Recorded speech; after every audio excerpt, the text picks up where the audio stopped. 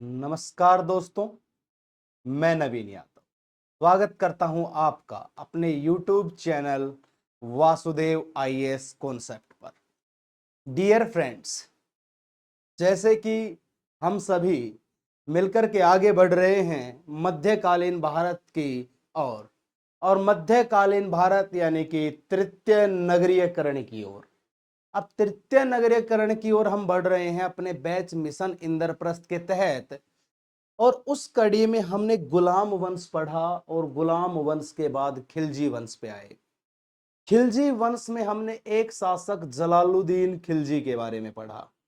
आज उसी खिलजी वंश के एक और शासक जिसका नाम रहा अलाउद्दीन खिलजी, जो बचपन में अपने अली गुरसास्प नाम से मशहूर अलाउद्दीन खिलजी, सियाबुद्दीन का पुत्र और जलालुद्दीन खिलजी का भतीजा हुआ करता था।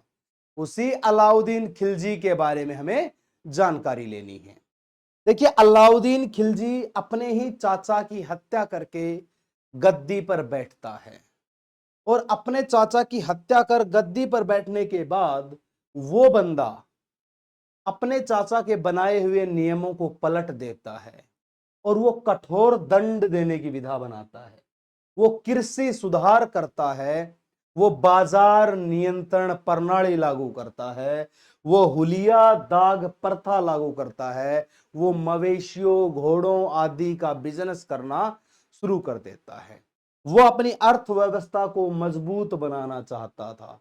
एक राजा के यही मजबूत पिलर होते हैं। पहला, उसका राज्य सुरक्षित रहे। दूसरा, उसके राज्य की अर्थव्यवस्था मजबूत रहे। तीसरा, उसकी सेना वफादार रहे, इसलिए वो स्थायी सेना का भी निर्माण करेगा।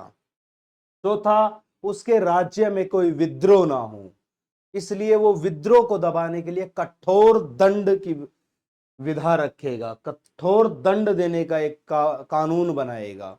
ये सारी चीजें वो अपने राज्य में लागू करेगा। क्यों करेगा? क्योंकि उसको भारत पर कब्जा करना था, उसको पूरे भारत में राज करना था। वो उत्तर भारत से लेकर के दक्षिण भारत तक जाएगा। वो दक्कन के राजाओं के साथ युद्ध करेगा।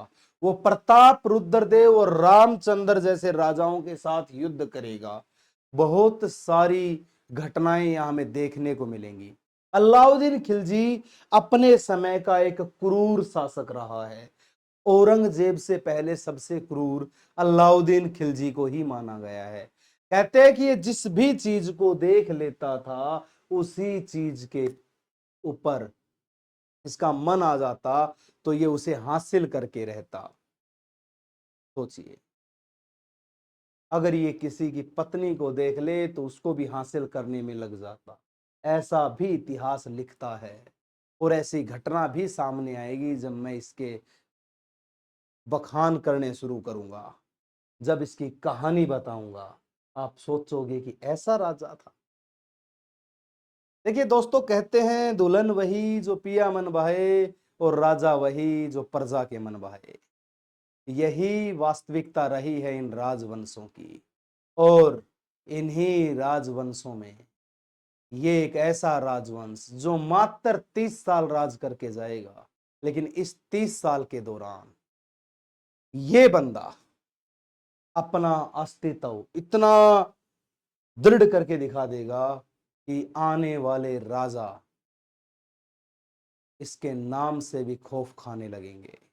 यानी कि ये इतना क्रूर शासक था कि इसको कोई पसंद नहीं करता था। इसकी सेना इसके साथ मजबूरी में जुड़ी थी, नहीं जुड़ते तो मरवा देता। गुलामों के साथ अनैतिक संबंध बनाने वाला शासक यही था। इसका प्रसिद्ध गुलाम मलिक काफूर, जो इसकी दूसरी बेगम कहा जाता है, उसका भी जिक्र हम करेंगे। टैगलाइन हमारी देख रहे हो, आस्तीन का सांप निकला गुलाम, कैसे हुआ खिलजी के क्रूर शासन का अंत। इसके गुलामों ने इसको धोखा दिया, तभी इसके क्रूर शासन का अंत हुआ। अगर वो धोखा ना देते तो इसके क्रूर शासन का कभी अंत नहीं होता और इनके शासन का अंत में अंत हुआ। आइए देखते हैं इसके घटनाक्रम को, कैसे इसके शासन का अंत होता है।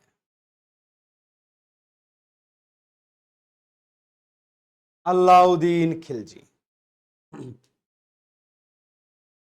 जैसा कि आप स्क्रीन पर देख पा रहे हो इसकी तस्वीर को, ये था अलाउद्दीन खिलजी।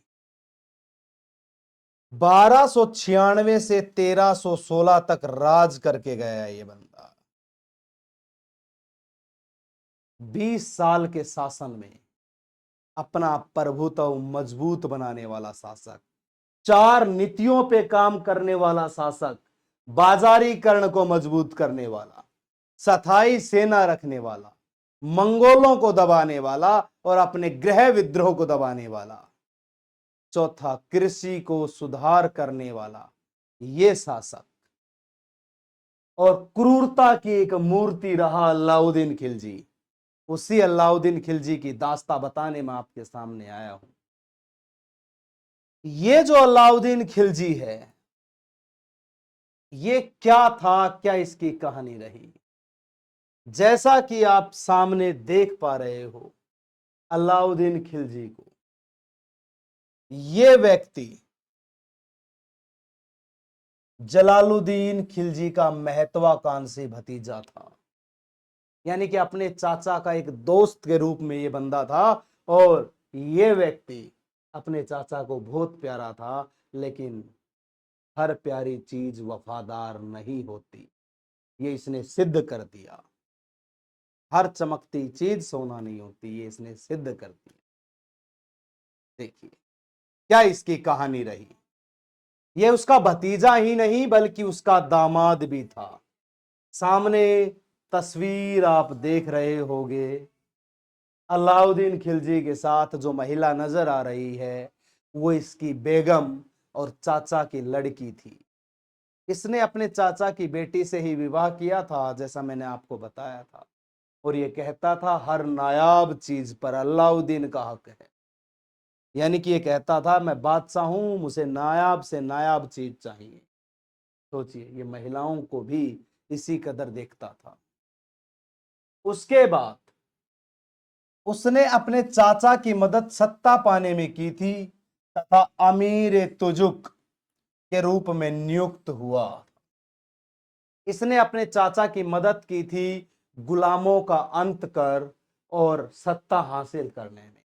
इसलिए इसके चाचा ने अमीर तुजुक के नाम से इसे नवाजा था, जिसका अर्थ होता है उत्सवों का शहंशाह।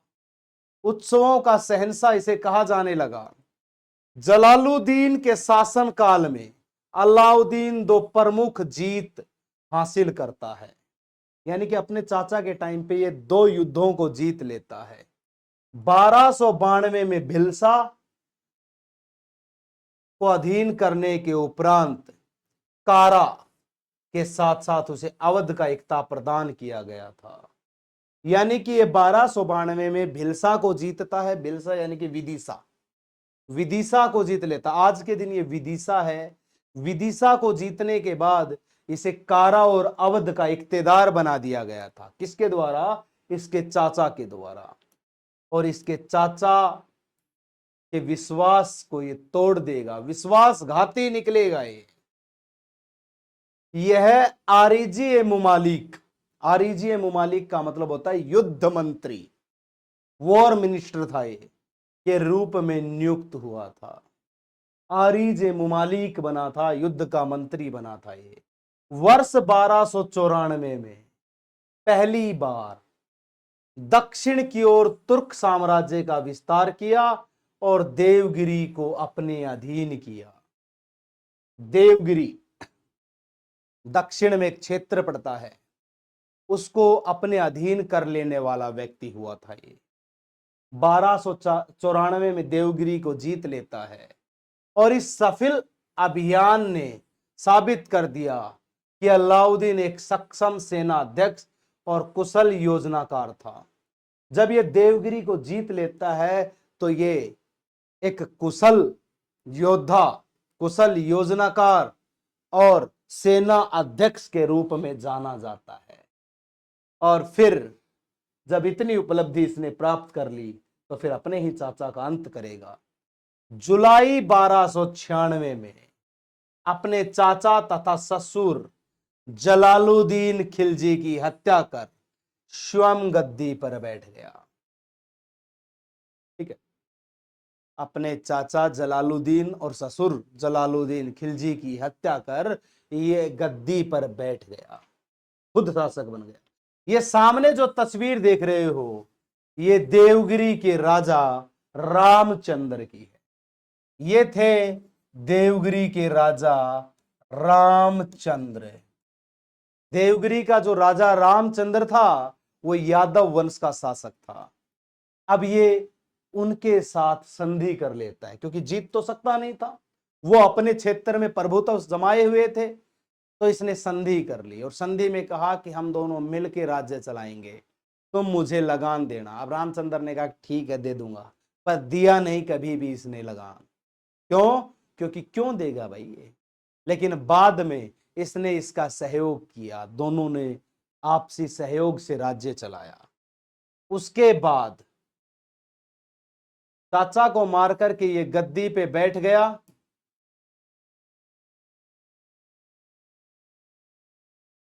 अलाउद्दीन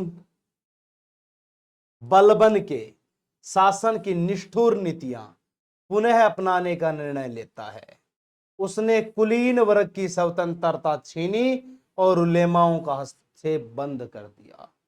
यानी कि बलबन ने जो कठोर नीतियां लागू कर रखी थी उन नीतियों को दोबारा शुरू कर देता है, और जो बाहरी हस्तक्षेप होता था, जो बाहरी व्यक्ति सलाहकार होते थे, उन उलेमाओं का इसने हस्तक्षेप बंद कर दिया कि भाई तुम सत्ता में हस्तक्षेप नहीं करोगे, ज्ञान नहीं दोगे, हमें बहुत ज्ञान है, हम राजा हैं, हम सरकार अपने आप चला लेंगे। ये कहानी इसकी थी। उसके बाद इस व्यक्ति ने अपने शासन काल के दौरान क्या क्या नीतियां अपनाई वो चीजें मैं आपके सामने ला रहा हूं। अपने शासन काल के आरंभिक वर्षों में कई विद्रोहों का भी सामना किया। तारीख ए फिरोज शाही लेखक बर्नी, तारीख ए फिरोज शाही एक बुक है जिसका लेखक बर्नी हुआ करता था। उस बर्नी ने बताया कि अलाउद्दीन खिलजी ने महसूस किया कि इन विद्रोह के 4 प्रमुख कारण हैं। यानी कि अलाउद्दीन को पता चल गया कि इन विद्रोह के होने के 4 कारण हैं, और वो 4 कारण कौन से हैं? सबसे पहली बात कि इसकी इंटेलिजेंस फेल थी, यानी कि गुप्तचर व्यवस्था की अयोग्यता फेल थी, इंटेलिजेंस काम ही नहीं कर पा रही थी इसकी।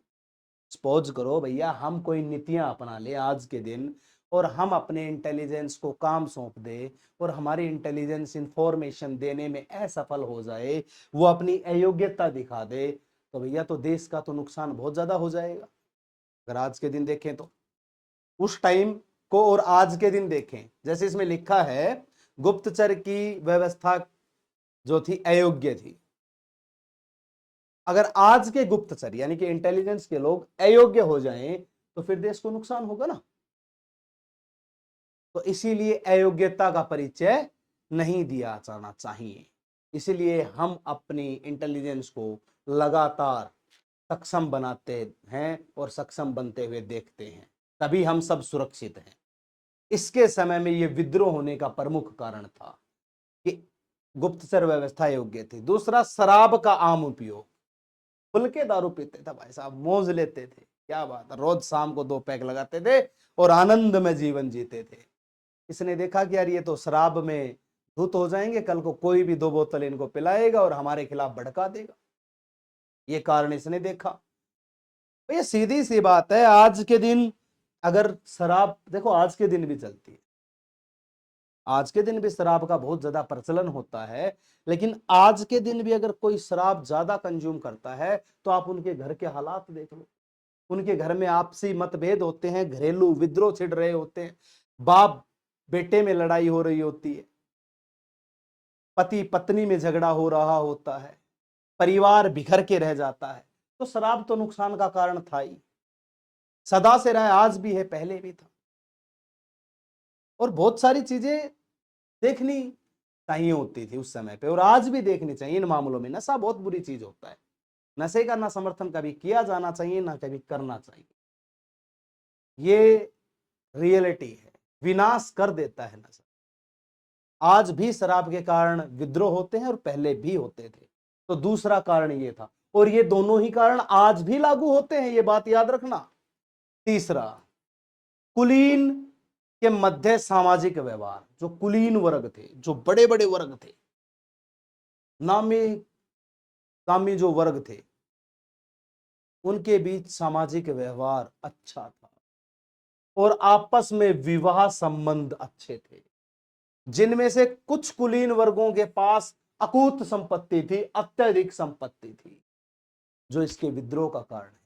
सपोज करो आज के दिन कुलीन वर्ग में अंबानी अडानी जैसे लोग आते हैं, बड़े बड़े अमीर लोग आते हैं। निम्न वर्ग की बात हो तो हम आ जाते हैं, मध्यम वर्ग के लोग हम हैं, हमसे भी नीचे निम्न वर्ग, कुलीन वर्ग, उच्च वर्ग के लोग। अब वो पैसा देकर के विद्रोह करवा सकते हैं, मानते हो ना। अब अपने देश के अमीर व्यक्ति हैं, आज के दिन अगर मैं बात करूं तो भैया वो पैसा देकर के विद्रोह करवा सकते हैं, क्या बिगड़ता है। लेकिन बहुत सभ्य इंसान है, पढ़े लिखे हैं, वो इस प्रकार का गलत कदम नहीं उठाएंगे।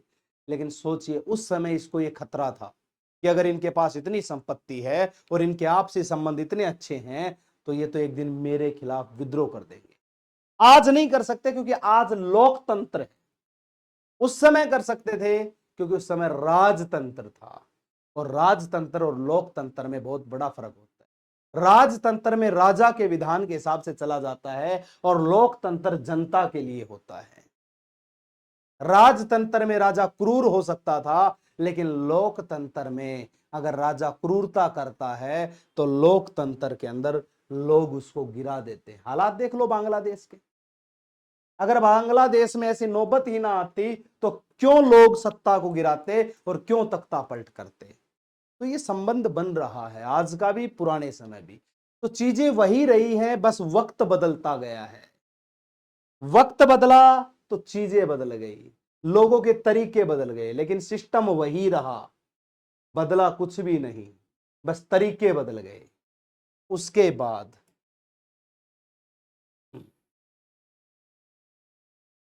इन विद्रोहों को दबाने के लिए इसकी क्या क्या नीतियां रही। इन विद्रोहों की पुनरावृत्ति को रोकने के लिए, यानी कि बार बार विद्रोह जो हो रहे थे उनको रोकने के लिए अलाउद्दीन ने कुछ नियम बनाए। क्या नियम बनाए। वे परिवार जिन्हें मुफ्त में जमीन मिली हुई है, फ्री में जमीन मिली हुई है, वे अपने स्वामित्व वाली वस्तुओं के लिए करों का भुगतान करेंगे। यानी कि जिनको फ्री में जमीन मिली हुई है तो वो करों का भुगतान करेंगे, टैक्स देंगे। अब टैक्स देंगे तो भैया सरकार के पास भी अर्थव्यवस्था मजबूत होगी और सरकार भी उन परिस्थितियों में लड़ने के लिए तत्पर रहेगी। अगर सभी हाई प्रोफाइल लोग टैक्स देना बंद कर दें तो भैया सरकार के अंदर अर्थव्यवस्था डगमगा जाएगी। आज के दिन की अगर मैं बात करूं तो डगमगा जाएगी, तो देश की अर्थव्यवस्था नीचे जाएगी, देश की अर्थव्यवस्था नीचे जाएगी तो हम कमजोर पड़ जाएंगे और हाई प्रोफाइल लोग अपने हिसाब से देश के लगाम थामेंगे और फिर अपने हिसाब से देश को घुमाएंगे। लेकिन ऐसा नहीं है क्योंकि सरकार ने भी इसका रास्ता अपना रखा है, टैक्स लेने की व्यवस्था।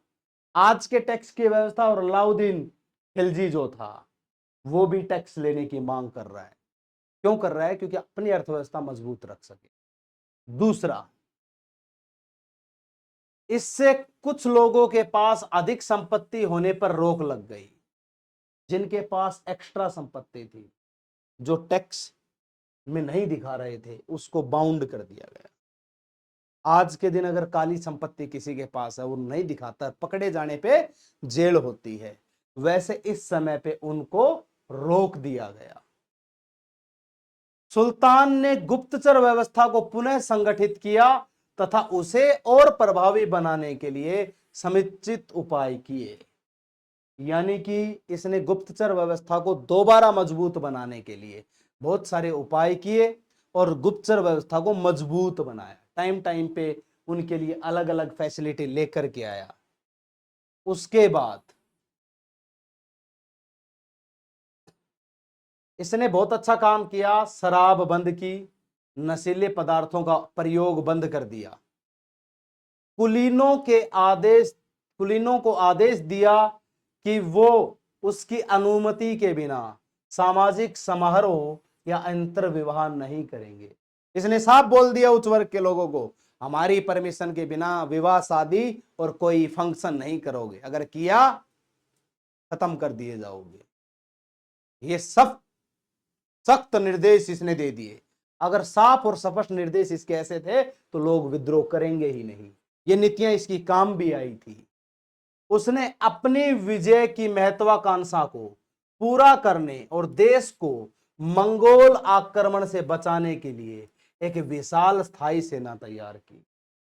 इसने अपने आप को सदैव विजयी बनाने के लिए, अपनी विजय को कायम रखने के लिए एक परमानेंट आर्मी बनाई कि ये परमानेंट आर्मी लगातार मेरे लिए खड़ी रहेगी। इसने नगद वेतन देना शुरू किया। इस आर्मी को इसने नगद वेतन देना शुरू किया। भाई पैसे मिलेंगे, जॉब मिल गई, नौकरी मिल गई तो काम करोगे या नहीं करोगे। आज के दिन आप किसी क्षेत्र में काम कर रहे हो, आप उस क्षेत्र में काम कर रहे हो मतलब पैसा मिल रहा है इसलिए काम कर रहे हो, फ्री में काम नहीं कर सकते आप। इसीलिए इसने भी अपनी सेना को फ्री काम करवाने के बजाय पैसे देने शुरू कर दिए, सैलरी देना शुरू कर दिया। उसी प्रकार जब सैलरी के हिसाब से ये चीजें चलती तो आगे बढ़ता जाता है आदमी, और वैसे ही रहा इसका। उसके बाद इसने स्थायी सेना बना ली। स्थायी सेना बनाने के बाद इसने अपने समय में कुछ चीजों का निर्माण करवाया। इसने सीरी का किला बनवाया, सीरी फोर्ट। इसने अलाई मीनार का निर्माण करवाया। दोस्तों अलाई मीनार कुतुब मीनार के सामने, ये कुतुब मीनार से ऊंचा एक टावर बनाना चाहता था, एक मीनार बनाना चाहता था, लेकिन ये पूरी नहीं करवा पाया क्योंकि उससे पहले इसकी मृत्यु हो जाती है। हौज खास जलाशय बनवाया। हौज खास में एक जलाशय बनवाया इसने, जिसे हौज खास लेक की साइड आप देखते हो, दिल्ली में जो हौज खास है उसका निर्माण करवाया। फिर अलाई दरवाजे का निर्माण करवाया। अलाई दरवाजा, डियर फ्रेंड्स मैं आपको बता देता हूं कि अलाई दरवाजे को इस्लामिक वास्तुकला का सबसे सुंदर मेहराब माना गया है। सबसे सुंदर इमारत इसे कहा गया है इस्लामिक वास्तुकला की। किसे? तो अलाई दरवाजे को। बहुत सुंदर है देखने में, कभी मौका मिले तो इन जगहों पर जरूर विजिट करना। ये चीजें किसके द्वारा बनाई गई? अलाउद्दीन खिलजी के द्वारा। अब जो अलाउद्दीन खिलजी था इसने और क्या चीजें की? तो खिलजी वंश के दौरान आंतरिक सुधार और प्रयोग, जब अलाउद्दीन खिलजी सिंहासन पर बैठा तब तक दिल्ली सल्तनत की स्थिति साम्राज्य के मध्य भाग यानी कि ऊपरी गंगा घाटी और पूर्वी राजस्थान वाले हिस्से में अच्छी तरह से संगठित हो गई थी। यानी कि लगभग लगभग इसने पूरे उत्तर पश्चिम में अपना प्रभुत्व स्थापित कर लिया था जब ये गद्दी पर बैठा था तब। उसके बाद इस स्थिति ने सुल्तानों को आंतरिक सुधार और प्रयोगों की एक श्रृंखला शुरू करने के लिए प्रोत्साहित किया। यानी कि इंटरनल रिफॉर्म करने इसने शुरू किए और इंटरनल रिफॉर्म्स के साथ ये आगे बढ़ता रहा, आंतरिक सुधारों के साथ, जिसका उद्देश्य है प्रशासन में सुधार करना, एडमिनिस्ट्रेशन में रिफॉर्म करना इसका मकसद था। देखिए एडमिनिस्ट्रेशन में अगर हम सुधार नहीं करेंगे, वही पुरानी पद्धतियां अपनाए रखेंगे तो फिर कभी भी ग्रो नहीं कर पाएंगे। सपोज करो यार हमारे देश के आईएएस आईपीएस आप बनते हो, हमारी जो क्लास है वो यूपीएससी के लिए ही चल रही है, मैं आपको बता देता हूं। अब आप आईएएस आईपीएस बनते हो, अगर आप पुरानी पद्धतियों को ही अपनाए रखोगे, उसमें सरकार रिफॉर्म ही नहीं करेगी, एडमिनिस्ट्रेशन में सुधार ही नहीं करेगी, तो प्रशासनिक सेवाएं पुरानी रहेंगी तो वो लचर पचर रहेंगी, वो कभी ग्रो ही नहीं कर पाएगा हमारा देश। इसीलिए समय समय पे हमारे एडमिनिस्ट्रेशन में बदलाव होते रहते हैं। ठीक वैसे ही इस अलाउद्दीन ने भी अपने एडमिनिस्ट्रेशन में बदलाव करना चाहा और बदलाव करना शुरू भी किया। सेना को मजबूत करना, इसने अपनी सेना को मजबूत किया, स्थायी सेना बनाई। हम भी अपनी सेना को मजबूत रखते हैं आज के दिन। अगर हमारी आर्मी मजबूत नहीं होगी तो कोई भी हमें युद्ध में पराजित करके चला जाएगा, हमारे देश पे कब्जा कर लेगा। इसीलिए समय समय पे हम अपनी आर्मी को मजबूत करने के लिए नए नए हथियार लाते हैं, नए नए नियम लाते हैं और नई नई फैसिलिटीज अवेलेबल करवा करके उनको मजबूत और दृढ़ बनाते हैं। इसने भी अपनी आर्मी को मजबूत बनाना चाहा। भूमि राजस्व प्रशासन की मशीनरी निर्मित करना, इसने जमीनी राजस्व का भी एक एजेंडा तैयार किया। सरकार ने भी 1974 के अंदर 1974 में हमारे जमीनी अधिकार को मौलिक अधिकार से हटा करके लीगल राइट बना दिया। इसने भी वही किया। यह भी जमीनों पर से मौलिक अधिकार हटा करके लीगल राइट बना रहा था। हमने भी वही किया। अगर हम ऐसा नहीं करते तो भाई साहब कहीं से भी रोड जा रहा होता, मेरी जमीन है, मैं अड़ के खड़ा हो जाता, हाँ भाई क्यों, ये बुलडोजर पीछे कर, मेरे खेत से कैसे ले जा रहा है। तो सरकार ने कहा कानूनी अधिकार है, अगर सरकारी कार्य के लिए आपकी जमीन बीच में बाधा बन रही है तो सरकार उसे हायर कर लेगी, सरकार उसे ग्रहण कर लेगी, अपने अधिग्रहण में ले लेगी और सरकार उसका उचित मुआवजा तुम्हें देगी। अगर फिर भी तुम देश कार्य में बाधा बनते हो तो तुम्हारी जमीन सरकार अपने हिसाब से ग्रहण करेगी। इसलिए उस कानूनी, उस अधिकार, उस लीगल राइट के अगेंस्ट कभी भी नहीं खड़ा होना चाहिए। सरकार के कार्य में, अपने देश हित के कार्य में बढ़ चढ़ करके योगदान देना चाहिए। इसने भी भू राजस्व की एक व्यवस्था लागू की थी। कृषि के विस्तार एवं सुधार एवं तेजी से विकसित होते शहरों में नागरिकों के कल्याण के प्रयास करना, इसने एग्रीकल्चर रिफॉर्म लाना शुरू किया। जैसे कि आज के समय की अगर मैं बात करता हूं तो समय समय पे हमारे देश में एग्रीकल्चर रिवॉल्यूशन आती रही है। कहीं ग्रीन रिवॉल्यूशन, कहीं व्हाइट रिवॉल्यूशन, कहीं ब्लू रिवॉल्यूशन, समय समय पे नीली क्रांति, श्वेत क्रांति, हरित क्रांति जैसी चीजें आती रही है। क्यों आई है? ये हमारे एग्रीकल्चर में सुधार लाने के लिए आती हैं, ताकि हमारे एग्रीकल्चर में सुधार लाया जा सके और हम अपने एग्रीकल्चर को मजबूत बना सकें और लोगों का कल्याण हो सके। वैसे ही इसने एग्रीकल्चर को सुधारना चाहा और लोगों के कल्याण के प्रयास किए। इसने काम तो बहुत सारे सही किए थे, लेकिन यह क्रूर था। क्यों था? ये सोचता था कि मेरे खिलाफ कोई ना खड़ा हो, सब मेरे को भगवान माने, सब कहें खिलजियों का परचम बुलंद रहे, सब आए और ऐसे ही बोले खिलजियों का परचम बुलंद रहे, ऐसे ही नारा लगाते थे। देखा होगा ना रानी पद्मावत मूवी के अंदर। सोचिए, ये सब करना चाहता था लेकिन अपना नाम चाहता था। भाई जो भी काम हो मेरी अनुमति के बिना ना हो, बेशक तुम लोगों को कुछ भी दो लेकिन मुझसे पूछ के। इसलिए ये सब चीजों में सुधार करना चाहता था। इसने किया भी, लेकिन ये बोलता था कि मेरी अनुमति के बिना कुछ भी चीज लागू नहीं होगी। मैं राजा हूं, मेरे से पूछो यार, तुम मेरे से पूछे बिना कुछ भी कर दोगे। ये इसकी नीति थी। इसलिए इसने उन चीजों को कठोर किया था। अगर सरकार बिल्कुल नरम पड़ जाए तो सोच के देखिए, हमारे आज के अगर टाइम की मैं बात करूं तो ये जितना कठोर शासन कर रहा था उतना ही कठोर भारत देश में शासन की जरूरत है। हमारे प्रशासन को कठोर होना पड़ेगा, हमारी सरकार को कठोर होना पड़ेगा। क्यों? क्योंकि आज के दिन हमारे जो कानून की फ्लेक्सिबिलिटी हम देख रहे हैं, जो कानून में लचीलापन हम देख रहे हैं, उस कानून को बदलना पड़ेगा, उस लचीलेपन को बदलना पड़ेगा। क्योंकि आज अगर इस लचीले कानून को नहीं बदला गया तो भविष्य में बहुत भारी नुकसान इसका होता है। जैसे कि हाल ही में मैंने एक वीडियो में अपने में बताया था कि कलकत्ता में एक महिला के साथ दुर्घटना घटित हुई, डॉक्टर मोमिता उनका नाम था।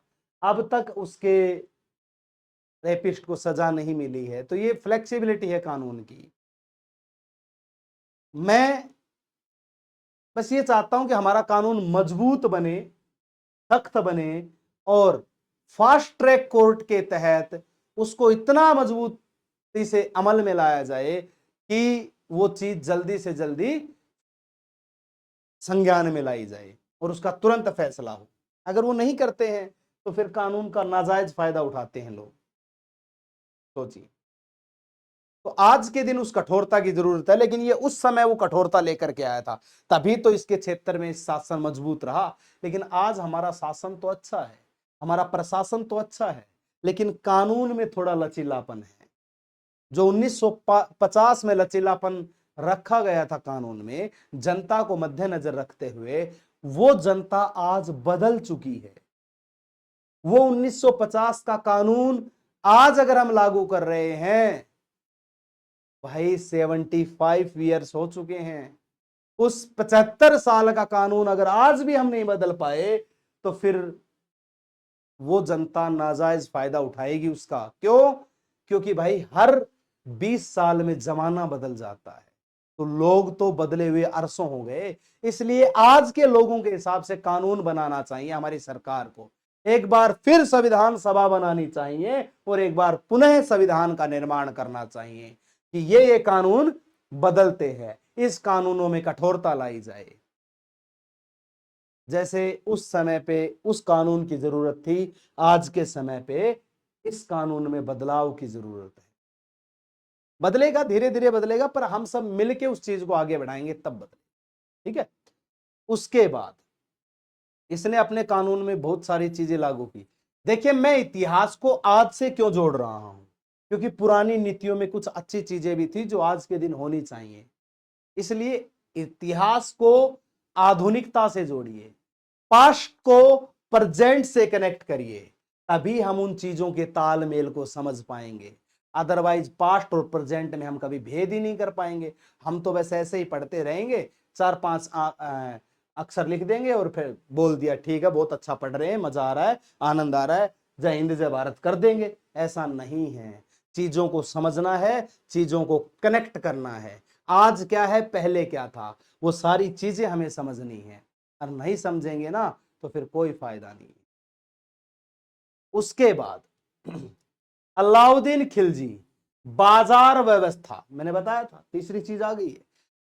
को बाजार व्यवस्था, बाजारों को नियंत्रित करने के अलाउद्दीन खिलजी के उपाय सर्वाधिक महत्वपूर्ण नीतिगत पहलों में से एक थे।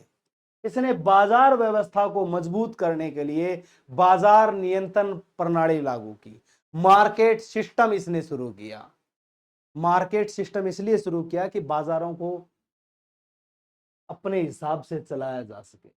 अदरवाइज मार्केट में तो कोई भी चीज कुछ भी होगी। मेरी दुकान पे चीज 200 की बेच रहा हूं, अगली दुकान पे गया तो वही चीज वो 20 रुपए की दे रहा है, उससे आगे गए तो वही चीज हजारों रुपए की दे रहा है। तो ये मार्केट सिस्टम में डिसबैलेंस होता। तो इसने कहा कि नहीं भाई, एक सिस्टमेटिक वे से चलाना चाहिए। आज के दिन अगर मैं बात करूं मार्केट सिस्टम, जैसे कि मार्कर मेरी दुकान पे 10 रुपए का है, इसका एमआरपी 10 रुपए है, तो मैं इस एमआरपी से ज्यादा नहीं बेच सकता इसको।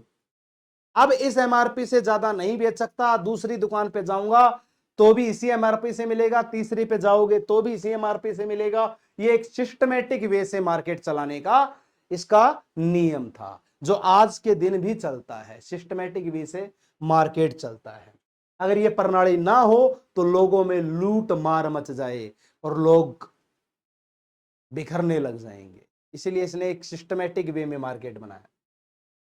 अलाउद्दीन एक बड़ी सेना बनाए रखना चाहता था, इसलिए उसने दैनिक उपयोग की वस्तुओं की कीमत कम और निर्धारित कर दी। बताया ना मैंने, डेली यूज की चीजें कम और निर्धारित कर दी। भाई आज भी तो डेली यूज की चीजें जो हैं वो सही उचित दाम पे मिलती हैं। अगर नहीं मिलती तो क्या हम अपने देश में ऐसे रह पाते? नहीं रह पाते। इसने शुरू किया था सबसे पहले सिस्टम, और आज भी वो सिस्टम चलता है। कीमतों को नियंत्रित करने के लिए दिल्ली में अलग अलग वस्तुओं के लिए 3 अलग अलग बाजार स्थापित किए। ये बाजार थे अनाज बाजार, कपड़ा बाजार, घोड़ों, दासों और मवेशियों का बाजार। आज भी यही सिस्टम काम करता है। अनाज मंडी अलग है, क्लॉथ मार्केट अलग है, सब्जी मंडी अलग है। सोचिए, यही सिस्टम चल रहा है आज भी, पहले भी वही चल रहा था। ये सिस्टम इसलिए रखा गया ताकि लोगों को दिक्कत ना आए। जिसको अनाज चाहिए अनाज मंडी जाइए, सब्जी चाहिए सब्जी मंडी जाइए, कपड़ा चाहिए कपड़ों के बाजार में जाइए। आज भी आप चारों तरफ देखोगे तो वो चीजें वही दिखाई देंगी। मवेशियों के लिए भी हमारे आज के दिन व्यवस्थाएं होती है, समय समय पे मवेशियों के बाजार लगते हैं जिसमें पशुओं की खरीद फरोख्त होती है। पशु पालन के लिए खरीदे जाते हैं ना कि तस्करी के लिए। जैसे कि नॉर्मली क्षेत्रों में ऊंटों का व्यापार चलता है, पशुओं का, गाय भैंस वगैरह हम पशु पालने के लिए खरीदते हैं ताकि हम उनका दूध दूह सकें और अपने संचालन कर सकें। इस प्रकार से बाजार सिस्टम इसने लागू किया था। सेना को अगर सस्ता खाना मिल जाएगा, भाई खाना सबकी जरूरत होती है, तो सेना मजबूत रहेगी। हमारी सरकार भी सेना को सस्ता खाना दे रही है, फ्री ऑफ कॉस्ट मुहैया करवा रही है। तो सब चीजें हैं, इसने सब कुछ अपने राज्य को मजबूत कर बनाने के लिए किया था।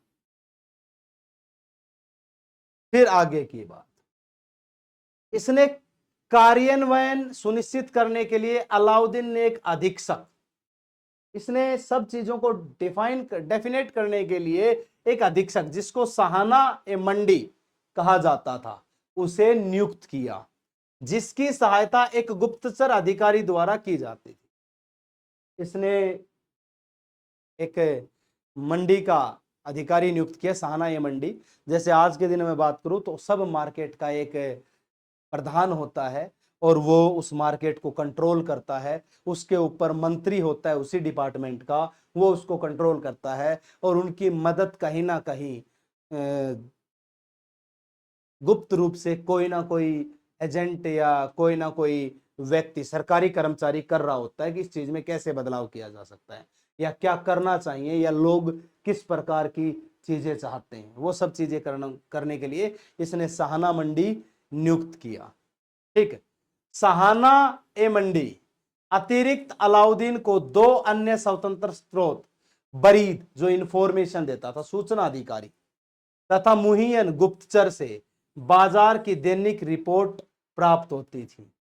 अब भाई प्रधान और मंत्री मिलकर के साठ गांठ कर ले, कुछ खर्चा पानी निकाल लें, तो वैसे ही इसने दो लोग, गुप्तचर अधिकारी और सूचना अधिकारी, ऐसे नियुक्त किए जिन ना प्रधान को पता था ना मंत्री को पता था। वो डायरेक्ट अलाउद्दीन तक खबर पहुंचाते थे कि भाई मालिक साहब ये गलत कर रहे हैं, समझाओ इनको, पीटो इनको। तो अलाउद्दीन तक वो रिपोर्ट पहुंचती थी, डेली रिपोर्ट। यानी कि गल्ला नहीं मार सकते थे ये धोखा नहीं कर सकते थे, है ना। फिर सुल्तान के आदेशों के किसी भी उल्लंघन के परिणाम स्वरूप कठोर दंड का प्रावधान था। अगर वो गलती कर सकते थे तो कठोर दंड देता था, ये दया नहीं करता था, जिसमें राजधानी से निष्कासन, जुर्माना लगाना, कारावास और अंग भंग करना शामिल था। अगर उसने गलती कर दी तो ये जेल भी दे सकता था, ये जुर्माना लगा सकता था, ये उसका अंग भंग कर सकता, अंग भंग यानी कि हाथ काट देना, पैर काट देना, मृत्यु दंड भी दे सकता था। ठीक है, निष्कासन यानी कि देश निकाला दे सकता था। आज भी अगर आप देश के खिलाफ कुछ करते हो तो आपको जेल हो जाती है। आप सरकारी किसी कार्य में बाधा उत्पन्न करते हो तो आपको जुर्माना होता है। सरकार अंग भंग नहीं करती, सरकार क्रूर नहीं है, ये क्रूर था। आज के दिन कुछ चीजें बदली हैं, क्रूरता नहीं है, लेकिन भाई जुर्माना वगैरह या जेल वगैरह हो सकती है। भाई आप रेल में जा रहे हो, जबरदस्ती चैन खींच दोगे बिना किसी काम के, तो आपको भुगतान तो करना पड़ेगा, गलती करी है तो सजा तो भुगतनी पड़ेगी। ठीक वैसे ही दिल्ली बाजार में घोड़ा व्यापारियों और दलालों द्वारा घोड़ों की खरीद पर रोक लगाकर घोड़ों के बाजार में कम कीमतें सुनिश्चित की गई। जो बड़े बड़े व्यापारी और दलाल होते थे वो घोड़ों का की खरीद फरोख्त करते थे और उनको महंगा बेचते थे। तो इसने बोला कि नहीं भाई, घोड़ों की कीमतें निर्धारित की जाएं ताकि लोग जो हैं, सैन्य अधिकारी जो हैं, वो उनको अच्छे से देख परख के खरीद सके। अगर तुम अपनी मनमर्जी से रेट रखोगे तो कोई फायदा नहीं है। तो इसने वो कठोरता से नियम बनाए। फिर उसके बाद इसके कुछ अटैक्स प्रसिद्ध हुए हैं। उन्हीं अटैक्स में से एक सबसे प्रसिद्ध अटैक हुआ चित्तौड़ आक्रमण, जिसकी कहानी मैं आपको सुनाऊं। अलाउद्दीन खिलजी अटैक्स, इसके आक्रमण 1299 में इसने गुजरात पर आक्रमण किया था। क्या कहानी थी इस आक्रमण की? तो अलाउद्दीन के दो प्रमुख सेनापति उलुग खां और नुसरत खां गुजरात की ओर रुख करते हैं। गुजरात का शासक रायकरण जान बचाकर भाग गया। सोमनाथ मंदिर पर कब्जा कर लिया खिलजियों ने। विशाल मात्रा में लूट माल इकट्ठा किया खिलजियों ने, यहां तक कि संपन्न मुस्लिम व्यापारियों को भी नहीं बख्शा। जो इनके डेवलप्ड मुस्लिम बिजनेसमैन थे उनको भी नहीं बख्शा, उनको भी लूट लिया। इसको कोई मतलब नहीं था मुस्लिम है या हिंदू है, इसको मतलब था कि हड़प में आना चाहिए, कुछ भी आओ भाई। मैं बोल दूं सर मैं मुस्लिम हूं, अच्छा आजा भाई,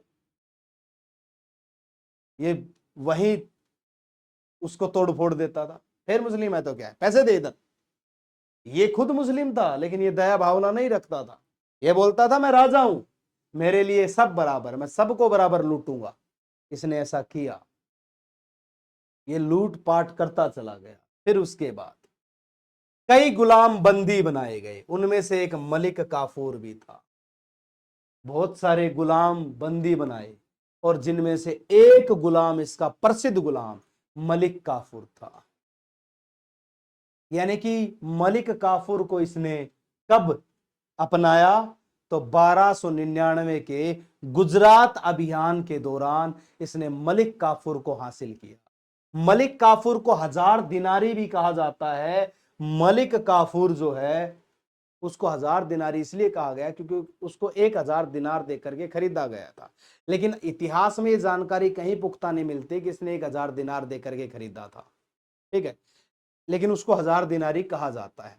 अब मलिक काफूर एक किन्नर हुआ करता था और वो खूबसूरती के लिए जाना जाता था और एक मजबूत योद्धा माना जाता था। खूबसूरती के ऊपर ये मोहित हो गया और मलिक काफूर को अपना पर्सनल सेनापति रख लिया। और मलिक काफूर हर वो काम करता था जो इसकी पत्नी करती थी। इसीलिए मलिक काफूर को इसकी दूसरी बेगम भी कहा जाता है, ठीक है। ये कहीं भी बाहर जाता था तो इसकी पत्नी की कमी मलिक काफूर पूरी करता था। सोचिए, ये अजीबो गरीब शौक थे इसके। आर्टिकल 377 का खुला फायदा उठा रहा था। हम आज आर्टिकल 377 देख रहे हैं, ये उस जमाने में आर्टिकल 377 देख रहा था। समलैंगिकता का एक उदाहरण दे रहा है ये अलाउद्दीन खिलजी, सोचिए। और हम सोचते हैं कि आज समलैंगिकता आई है, नहीं भाई, उस जमाने से। अरे लोगों के शौक अजीबो गरीब रहे हैं, आज से थोड़ी है ये सदियों से चलते आ रहे हैं। हर किसी का शौक अलग है, सोच के देखो। उसके बाद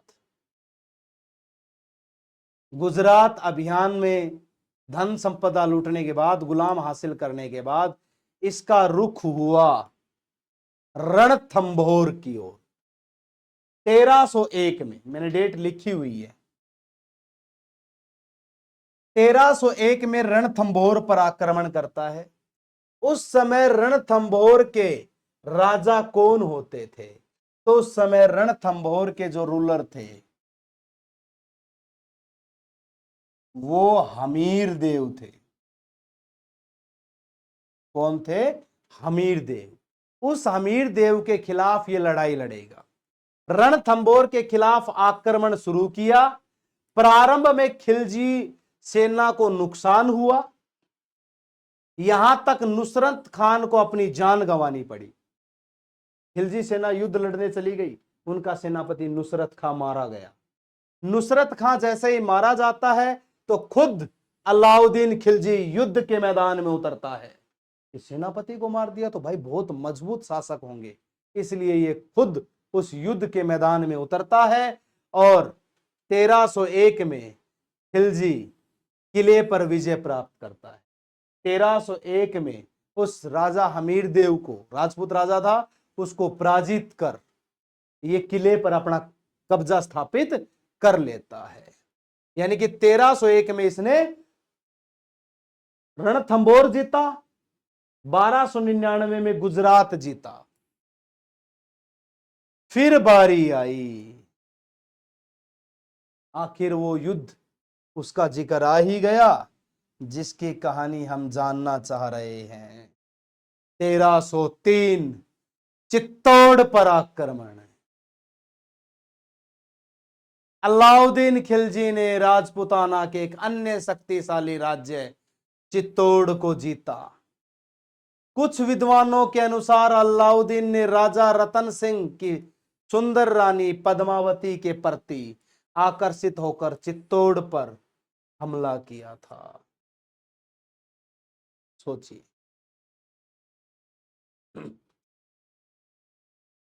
राजा रावल रतन सेन की पत्नी पद्मावती की सुंदरता की ओर आकर्षित होकर। इसको कैसे पता चला भाई वो सुंदर थी? ये तो दिल्ली की गद्दी पर बैठा था। तो मैं बताता हूं, कुछ इतिहासकारों का मानना है, कुछ इतिहासकार तो क्या, इतिहासकार होते हैं मलिक मोहम्मद जायसी, जिन्होंने एक ग्रंथ लिखा था 1545 में, पद्मावत। मैं यहां लिख देता हूं, क्या नाम था उस इतिहासकार का?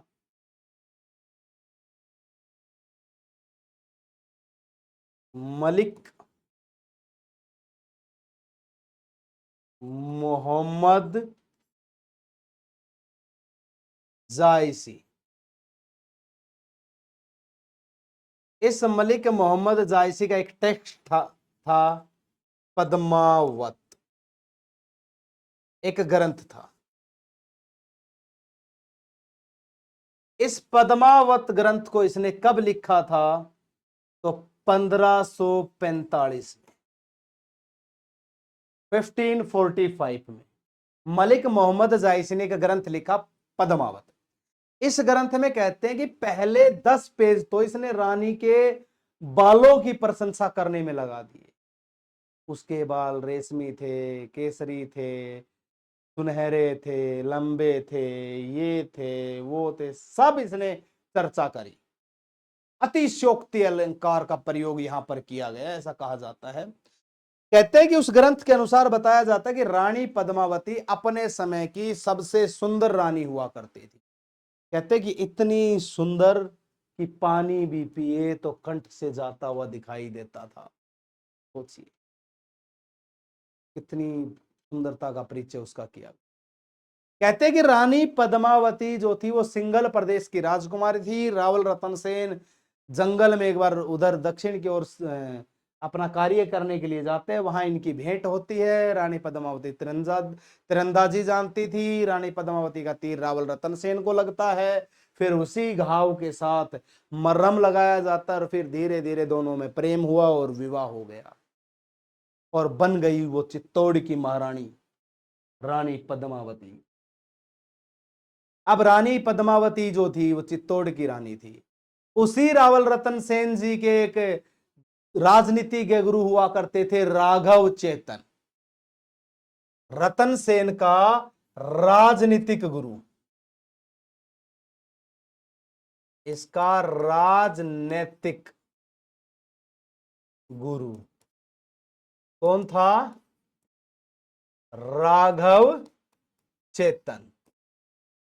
कहते हैं कि इसी राघव चेतन ने खिलजी को ये बात बताई थी। क्यों बताई थी भाई? क्यों दोगला निकला? तो भैया अगर मैं बात करूं तो महिला में इतनी ताकत होती है कि वो एक ब्रह्मचारी का भी तपस्या भंग करवा सकती है। अरे रंभा ने ऋषि विश्वामित्र की तपस्या भंग करवा दी, तो ये तो फिर भी राघव चेतन था।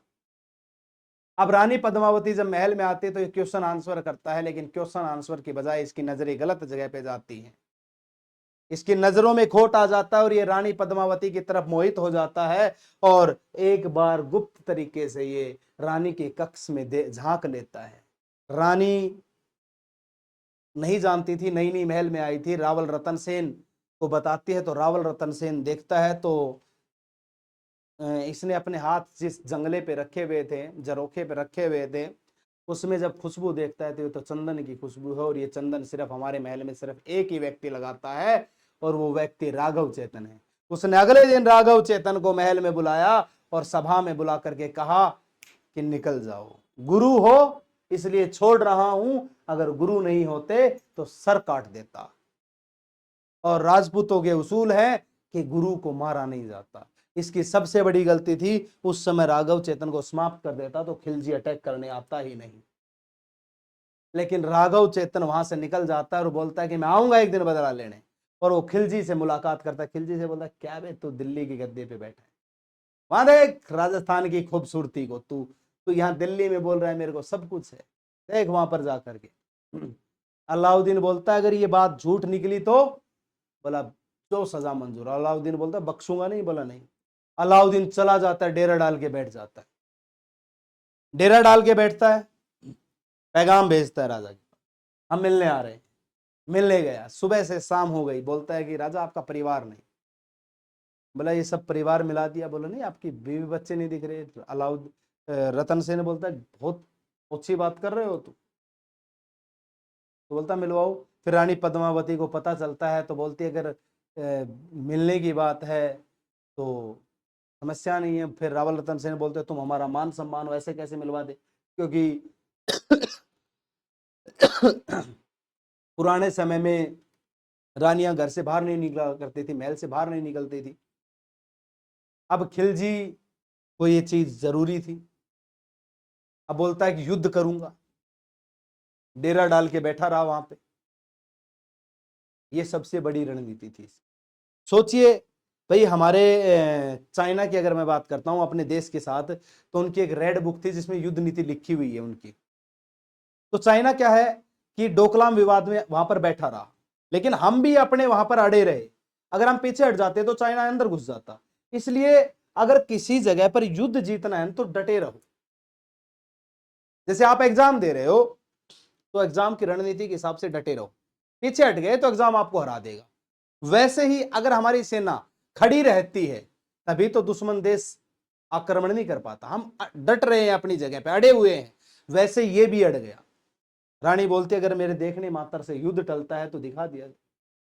फिर रानी के दिखाने का प्रबंध किया गया, पानी रखा गया। रानी के महल में उधर से लाइट पड़ती, रानी का चित्र पानी में दिखता, और पानी में दिख करके चारों तरफ शीशों में दिखता। बहुत ही सुंदर चित्रण दिखाया गया उसका मलिक मोहम्मद जायसी के ग्रंथ में। तो अलाउद्दीन पागल हो गया, बोले हैं ऐसा अद्भुत, बोलता इसे तो हासिल करूं।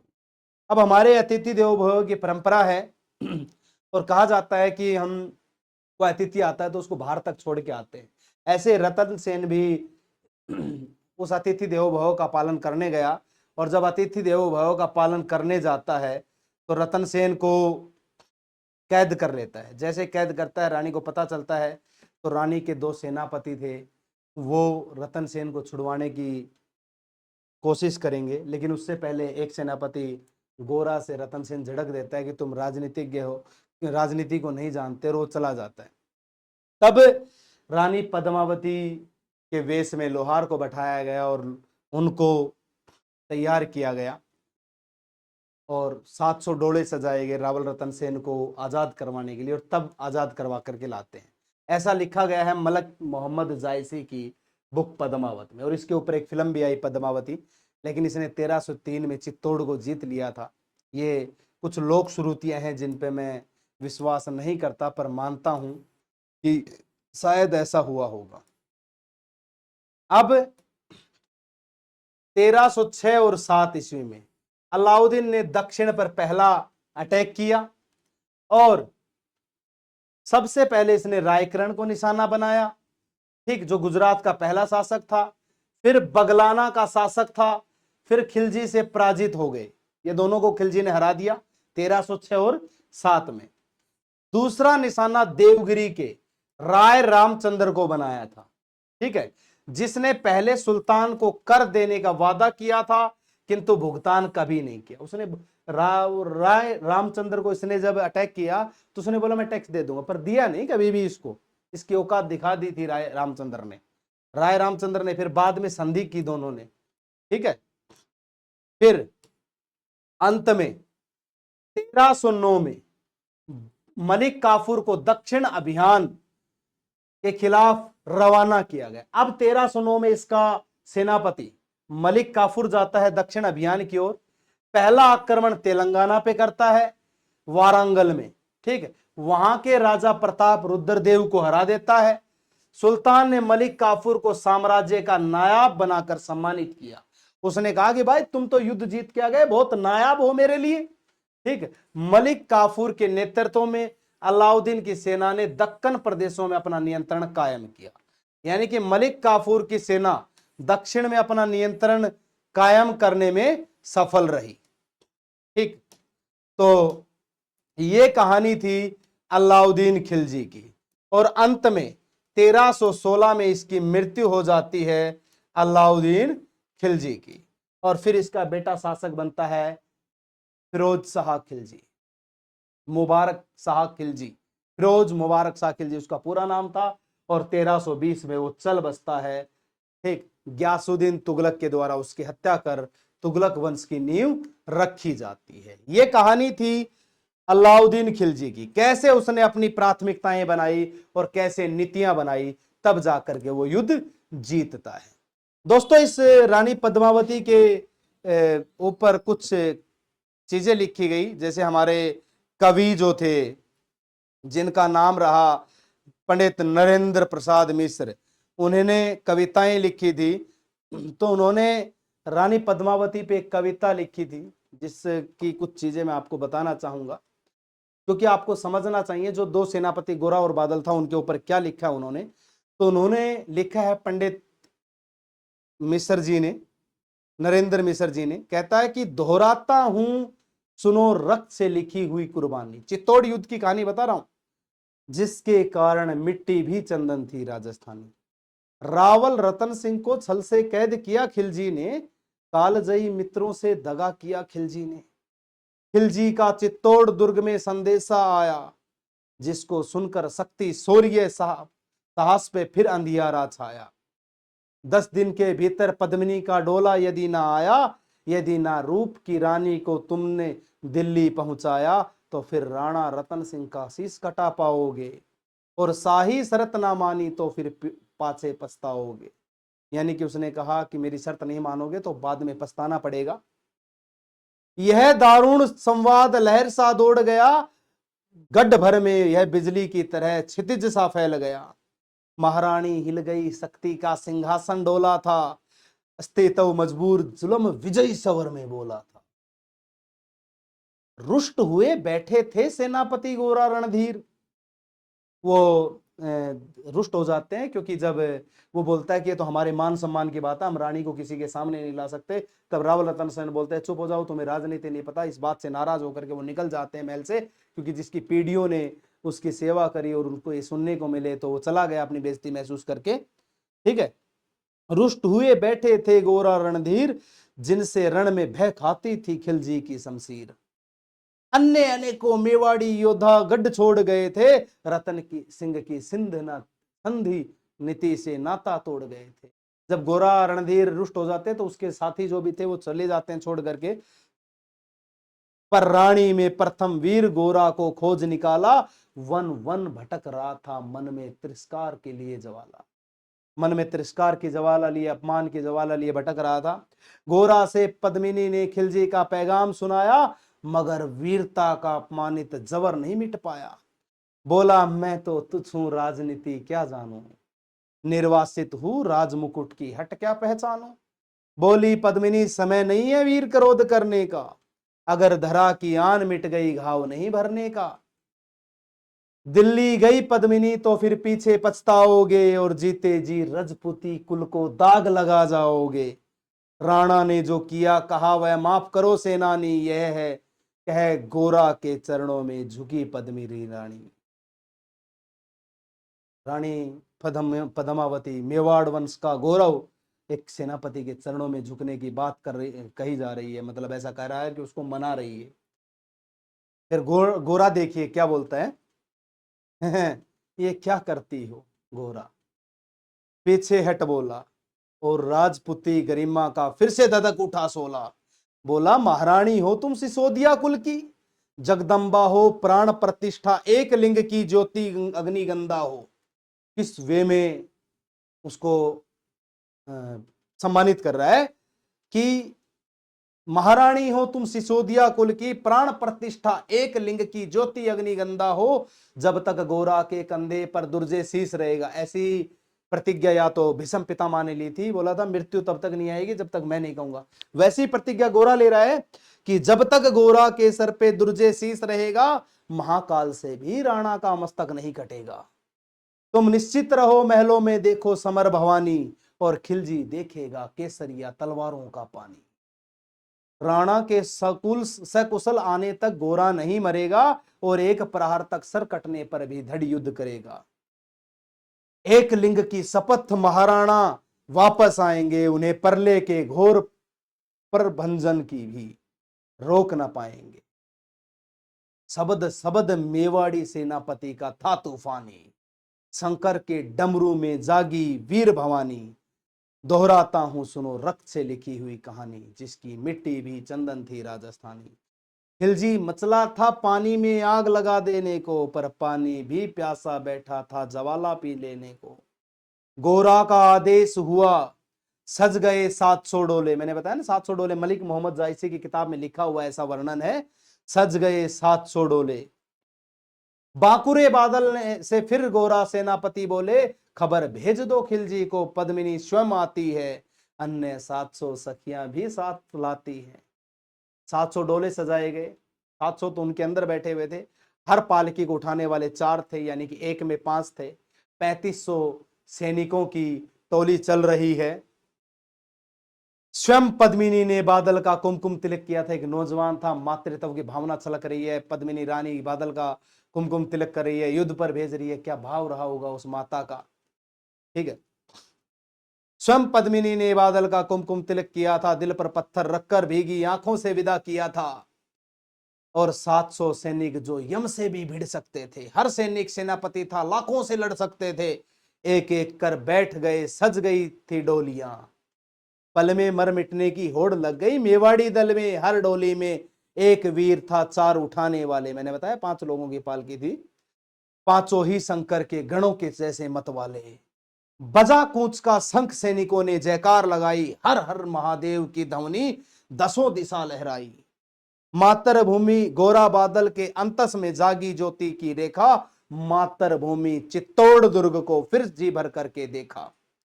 कर अंतिम परिणाम घोड़ों पर चढ़े सुभट अभिमानी, देश भक्ति की निकल पड़े लिखने को कहानी, जिसके कारण मिट्टी भी चंदन है राजस्थानी। अद्भुत वर्णन किया है पंडित नरेंद्र मिश्र जी ने, बहुत अद्भुत वर्णन किया है। जा पहुंची डोलियां अब खिलजी की सरहद में, उधर दूत भी जा पहुंचा खिलजी के रंग महल में। बोला सहनशाह पद्मिनी मलिका बनने आई है, रानी अपने साथ हुसन की कलियां भी लाई है। क्या बात है, उनके मन की भावनाएं तो देखिए।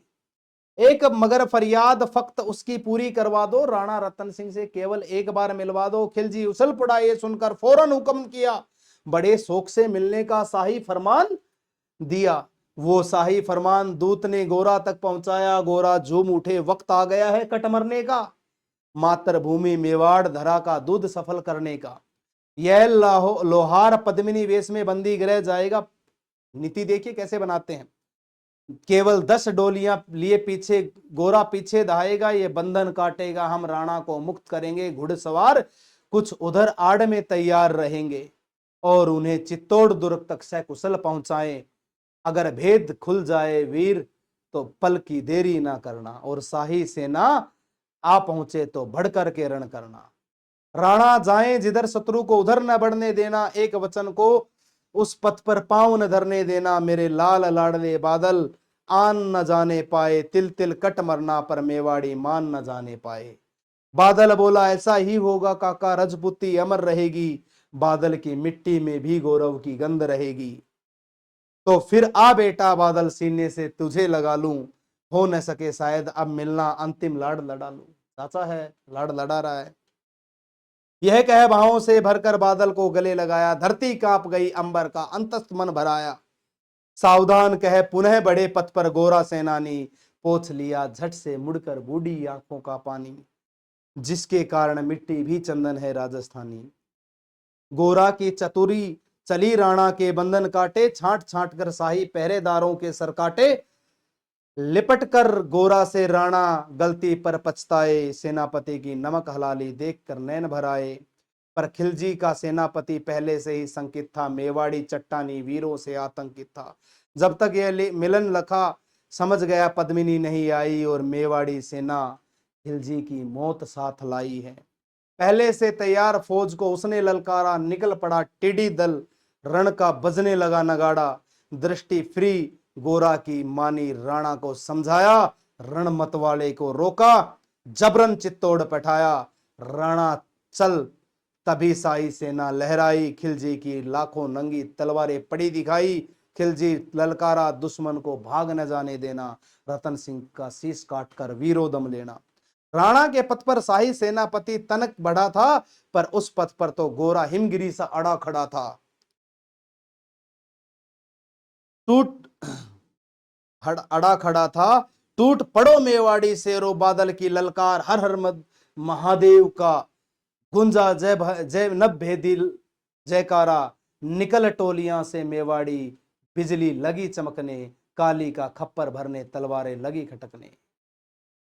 अब सोचिएगा कितना बड़ा ये पैगाम रहा होगा, और रानी को आजाद करवाने के लिए उन्होंने ये चीजें लड़ी, जिसके कारण मिट्टी भी चंदन है राजस्थानी, दोहराता हूँ रक्त से वो लिखी कहानी।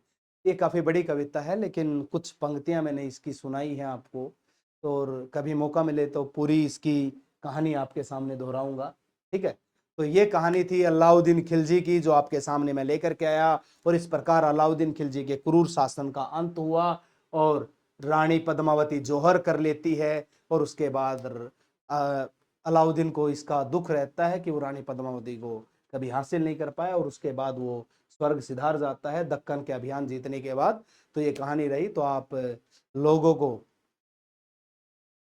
उम्मीद करता हूं कि अच्छे से समझ में आया होगा, और सभी से अनुरोध करता हूं कि जितने भी भाई चैनल से जुड़ रहे हैं उनका सभी का स्वागत है, जितने भी दोस्त चैनल से जुड़ रहे हैं उन सभी का स्वागत है। तो स्टूडेंट्स, मैं आपसे एक विनती करता हूं कि आप सभी चैनल को शेयर और सब्सक्राइब जरूर किया करें, लाइक कमेंट जरूर किया करें, वीडियो को ज़्यादा से ज़्यादा दूर तक फैलाएं, ताकि सभी बच्चों तक ये पहुंच सके। तो आज के लिए इतना ही रहेगा। जय हिंद, जय भारत, थैंक यू।